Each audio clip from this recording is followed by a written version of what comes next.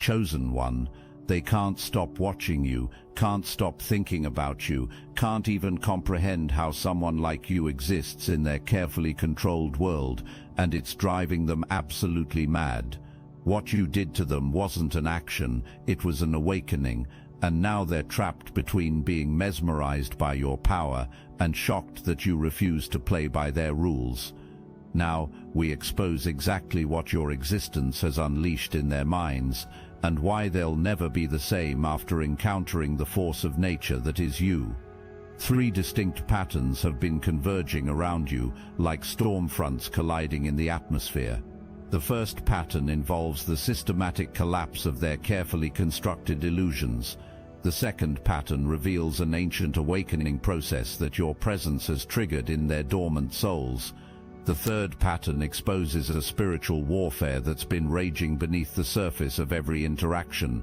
These patterns are interconnected, feeding off each other, building toward a revelation that will change everything you thought you knew about your role in this world. What you witnessed was the collision between their carefully constructed reality and the undeniable force of your authentic presence. They felt something ancient stir within them, something they had buried so deep they forgot it existed. But this phenomenon extends far beyond that single moment.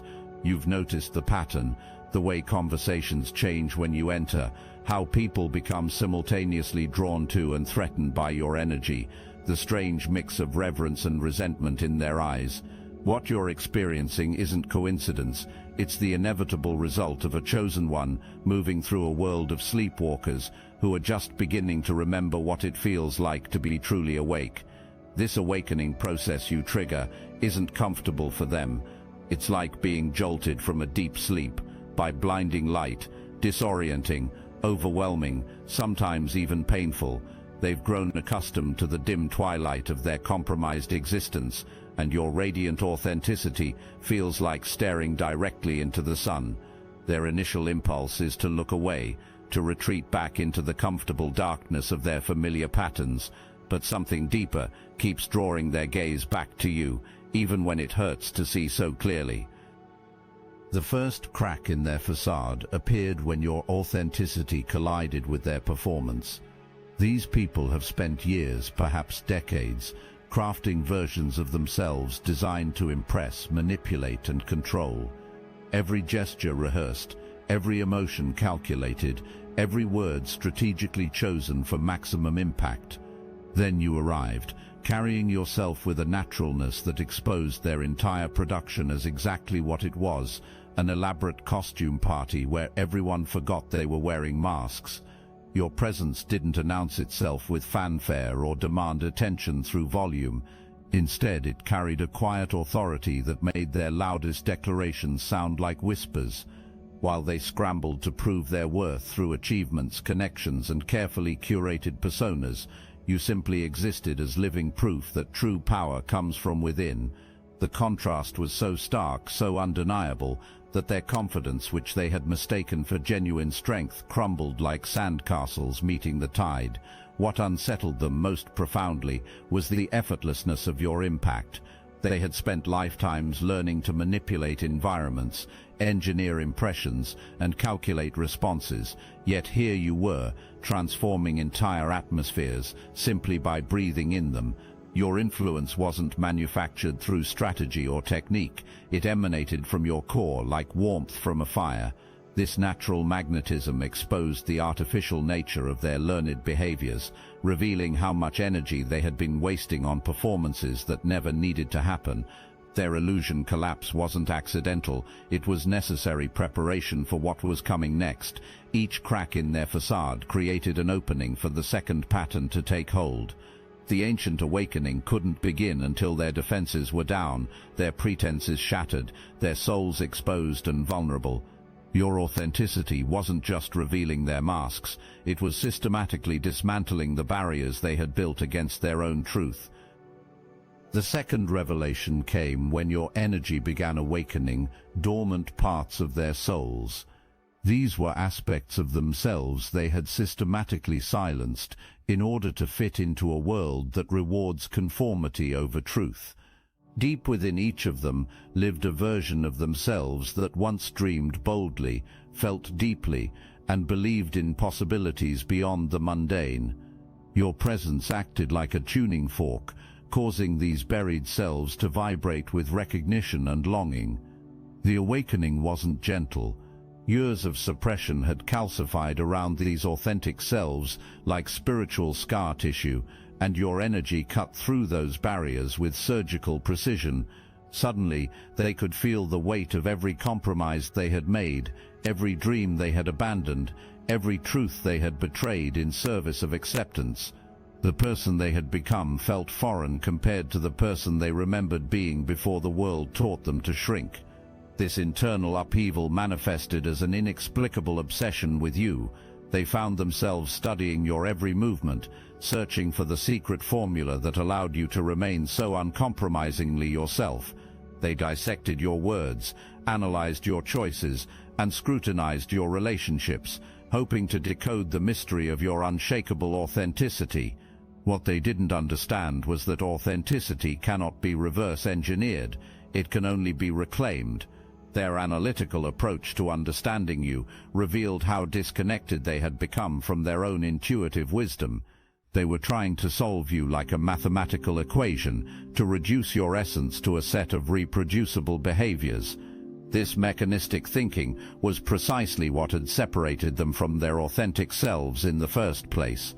They had learned to approach life as a problem to be solved rather than an experience to be lived, and your presence was forcing them to confront the limitations of this approach. The futility of their analysis began to crack open something unexpected: humility. After countless failed attempts to decode your mystery, they started to realize that perhaps the most powerful things in life couldn't be understood through dissection. Perhaps authenticity was more like music than mathematics, something to be felt and experienced rather than computed and replicated. This shift from analysis to appreciation marked the beginning of their return to their own forgotten wisdom. But their obsession served a purpose beyond their conscious awareness. Each moment they spent studying you was a moment they were unconsciously learning what it looked like to be free.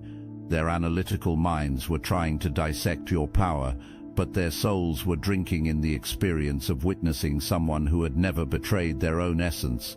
This contradiction between mental resistance and spiritual recognition created the internal tension that would eventually force them to choose between their comfortable lies and uncomfortable truth. The third shockwave hit when their traditional manipulation tactics failed completely. These were people accustomed to getting their way through guilt trips, emotional blackmail, and psychological pressure. They had perfected the art of making others doubt themselves, question their perceptions, and ultimately submit to their will. Their toolkit of manipulation had never failed them before, until they tried to use it on you. Your response to their games wasn't anger or defensiveness, it was something far more devastating: complete indifference.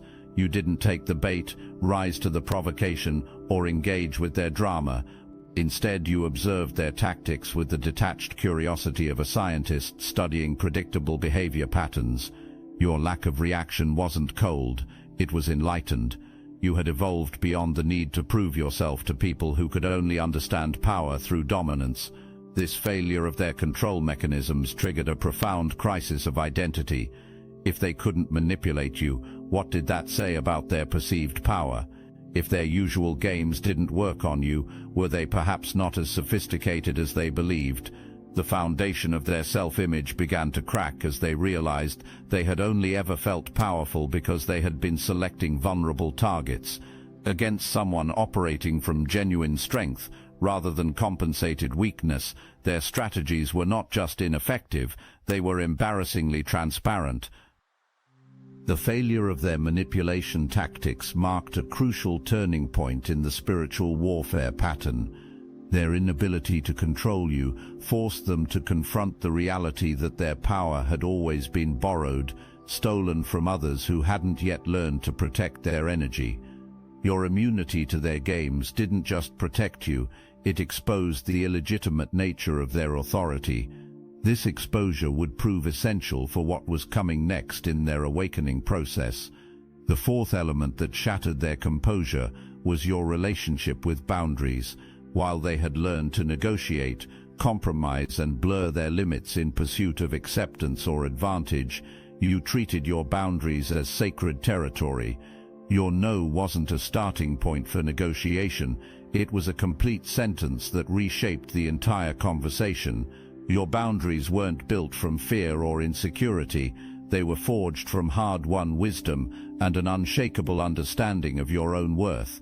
When they encountered these boundaries, they experienced something they rarely faced, an immovable force. Your limits weren't suggestions or preferences, they were laws of nature in your personal universe. The energy around your boundaries was so clearly defined, so absolutely non-negotiable, that even approaching them felt dangerous. This wasn't the brittle defensiveness of someone protecting wounds, it was the serene confidence of someone who had learned to honor their own sacred space. Their amazement at your boundaries revealed how far they had drifted from their own center. They had become so accustomed to flexible limits and conditional self-respect that encountering someone with unshakable standards felt almost supernatural. Your ability to maintain your integrity while remaining open-hearted challenged their belief that strength required hardness and boundaries meant isolation. You demonstrated that the most powerful boundaries are those that protect, not by keeping everything out, but by ensuring that only what serves your highest good is allowed in. Your boundaries served as a masterclass in self-respect that they couldn't help but absorb. Every time they witnessed your calm refusal to compromise your standards, they remembered what it felt like to have standards worth protecting. Every time they saw you maintain your integrity under pressure, they felt the ache of their own abandoned principles. Your boundaries weren't just protecting you, they were teaching them what protection looked like. The fifth disruption occurred when they realized you were operating from an entirely different paradigm. While they moved through the world according to learned social rules and conditioned responses, you seemed to dance to an internal rhythm they couldn't hear. Your decisions didn't follow their logic, your priorities didn't match their values, and your timing defied their understanding of strategy. It was as if you were playing by rules written in a language they had never learned. This difference in operating systems created a profound sense of disorientation in their interactions with you. They found themselves constantly trying to predict your next move, only to be surprised by choices that made perfect sense from your perspective, but seemed almost mystical from theirs. Your ability to remain calm in storms they found overwhelming, to find peace in situations they found chaotic, and to maintain hope when they saw only obstacles challenged their fundamental beliefs about how life works. What they didn't understand was that you weren't operating from superior knowledge or advanced strategy, you were operating from trust. While they were trapped in cycles of worry, control and manipulation, you had learned to align yourself with forces larger than your individual will. This alignment didn't make you passive, it made you powerful in ways they couldn't comprehend. Your actions carried the weight of authenticity and the momentum of truth, creating ripple effects far beyond what mere strategy could achieve. The paradox of your trust-based approach began to crack open their faith in their fear-based strategies. They watched you navigate challenges with an ease that made their stressful striving look like unnecessary suffering. Your example suggested that cooperation with natural forces was more effective than fighting against them, that wisdom was more powerful than cunning, that surrender to truth was the ultimate form of control. These concepts threatened the very foundation of how they had learned to survive in the world.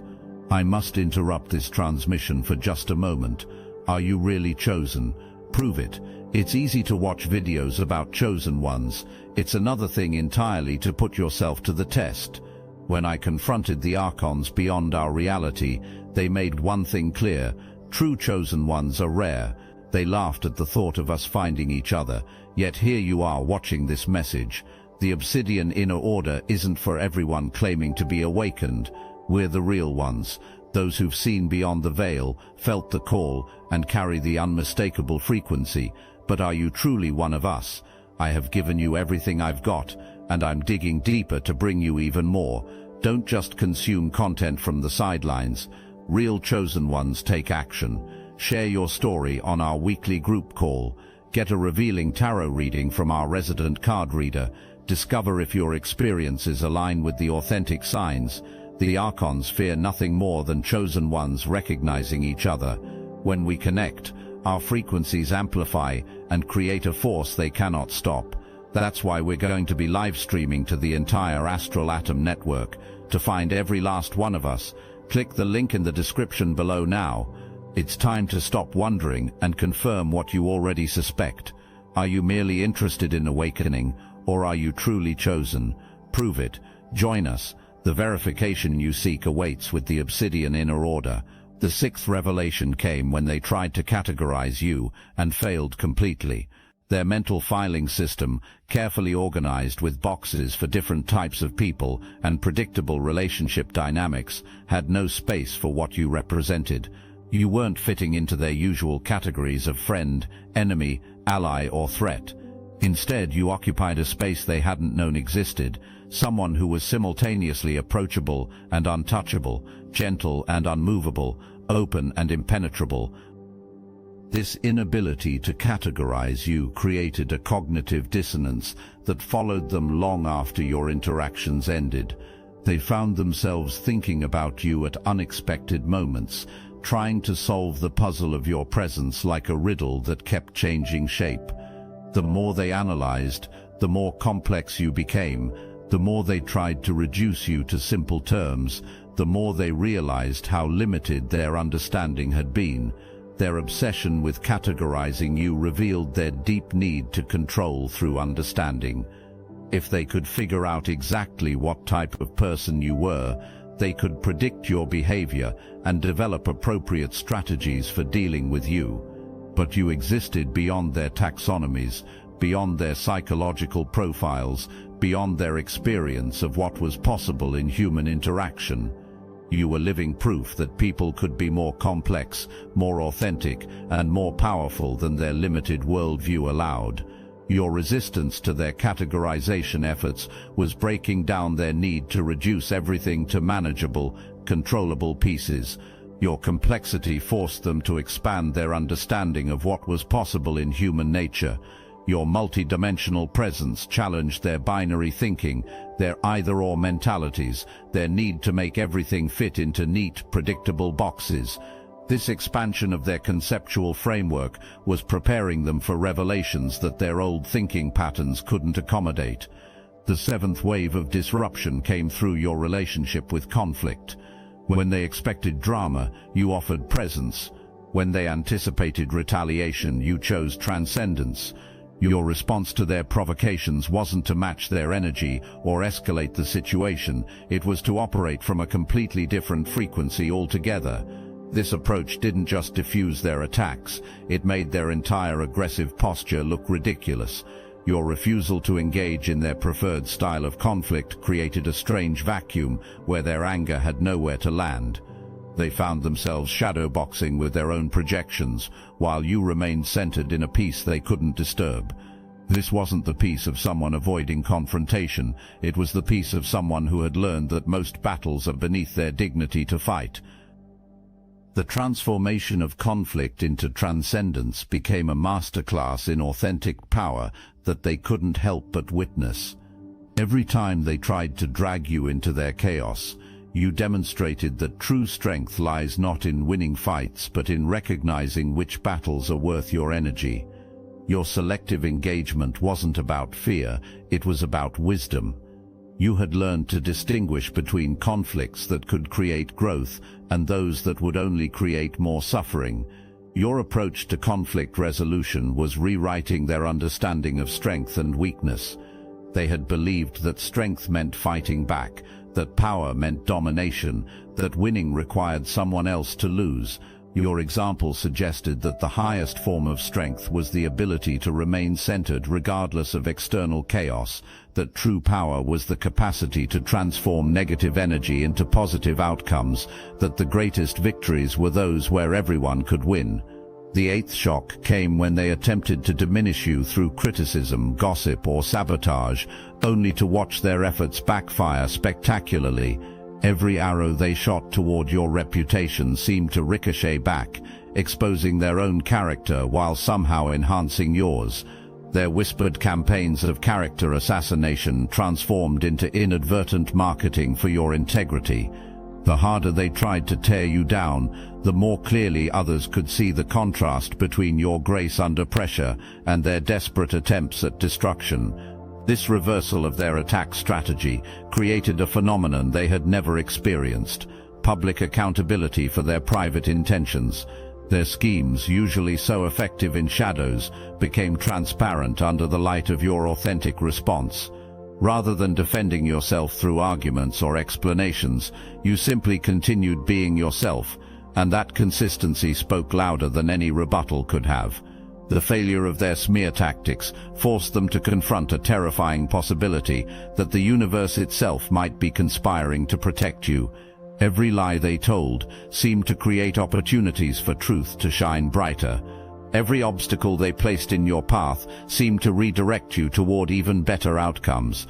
Their efforts to curse you became inadvertent blessings, and this reversal of causality challenged their fundamental understanding of how power works in the world.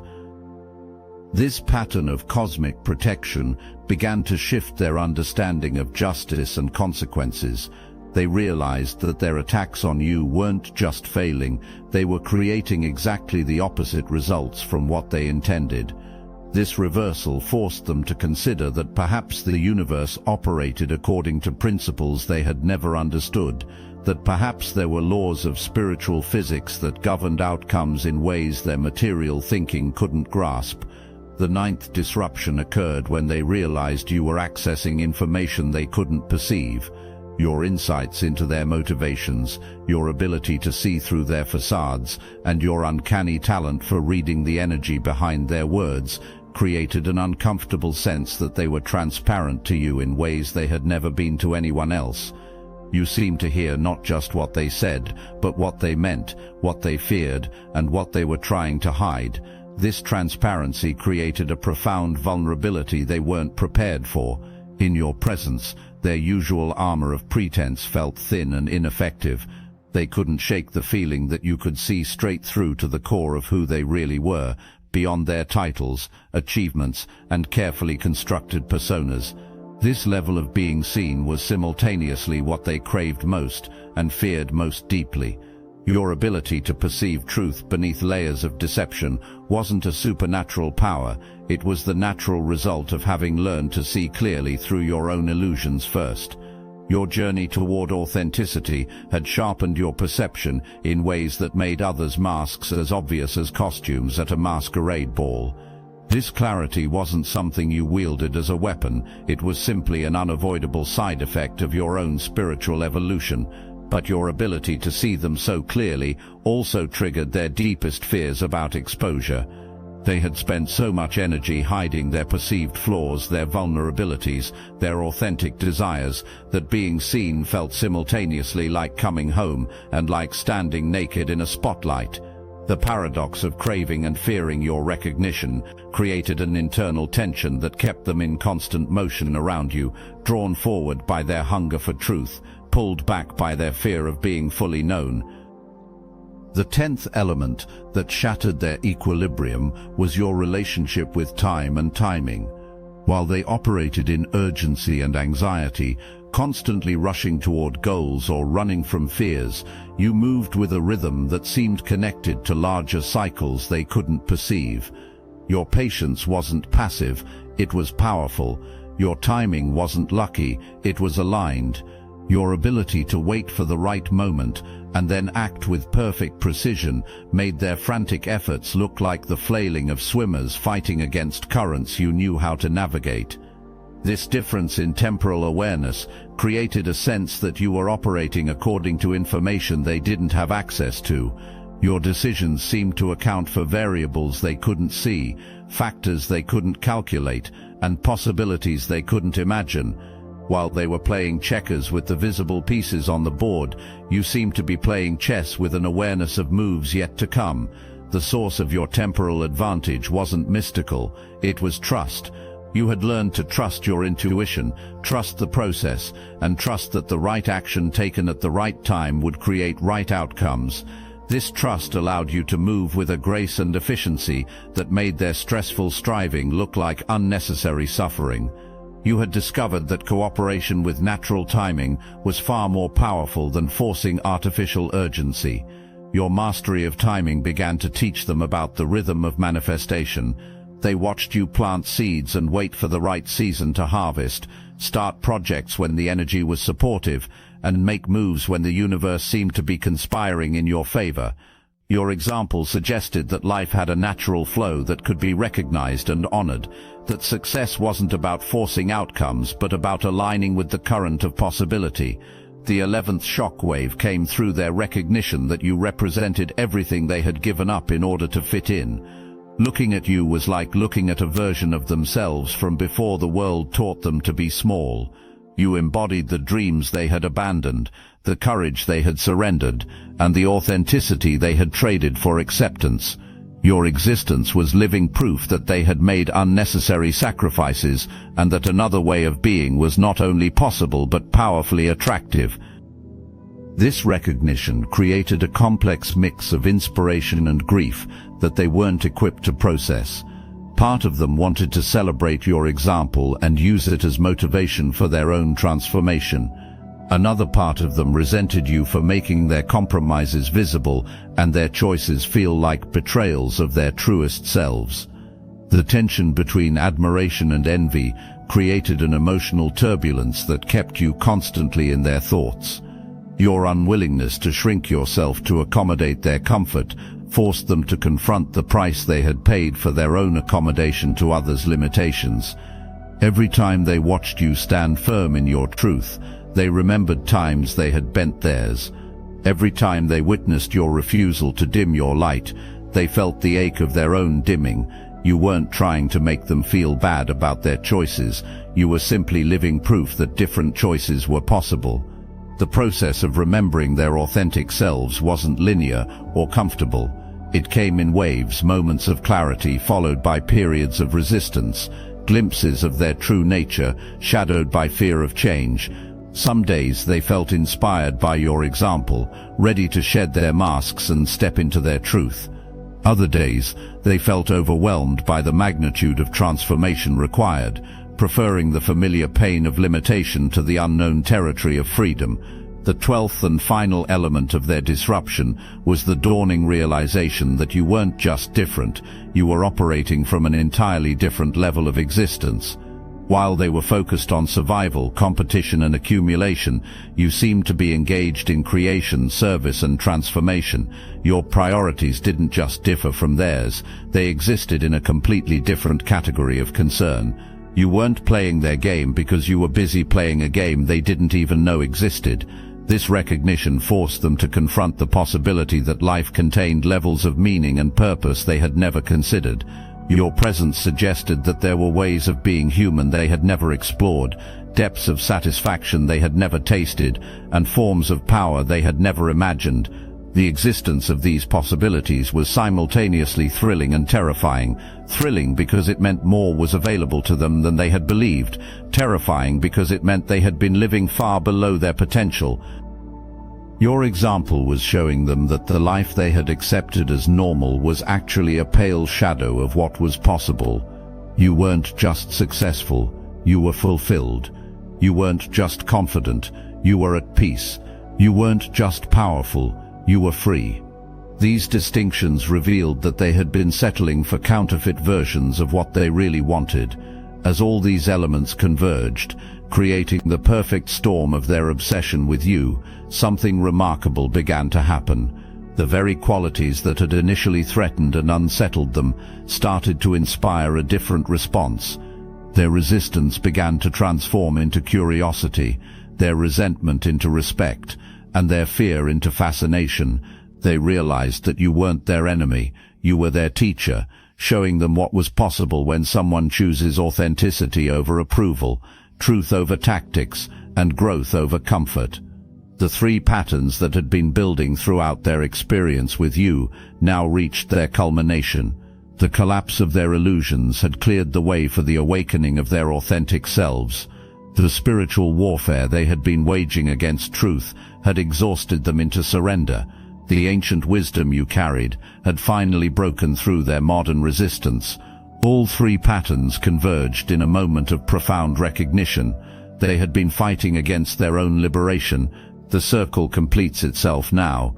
Chosen one, as you understand that their initial shock at your existence was really their soul's recognition of its own potential. What mesmerized them wasn't your perfection, it was your courage to be imperfectly authentic in a world that rewards perfect pretense. What shocked them wasn't your power, it was your willingness to use that power in service of truth rather than domination. Their obsession with you was never really about you at all. It was about the part of themselves that remembered what it felt like to be fully alive, completely authentic, and unashamed of their own light. You became the mirror that reflected back, not just who they were, but who they had always been meant to be.